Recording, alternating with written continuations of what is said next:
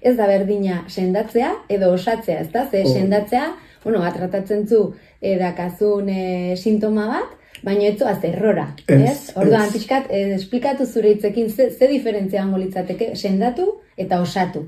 Osatu, niretzako, da, zuk adibidez, sukarra badaukazu, eta sukarra gura eskertu beharrean, eta egon beharrean salda batzuk bakarrik hartuz, edo nabezu laboren krema batzuk hartuz, zerealan krema batzuk hartuz, baina salda batzuk hartuz egon beharrean gorputza depuratzen utzi beharrean, lasai zeiten dugu sukarra moztu.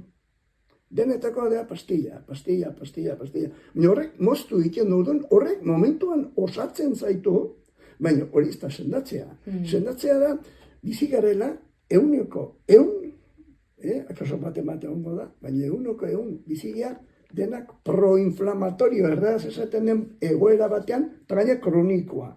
Orduan ez gara juten barruraino, porque barruraino jungo baineke hori da egokiena, kaso gehien duinoke gure arbasoa. Ez ditu izautu. Ez dakigu zein izan du dien, zein ziren.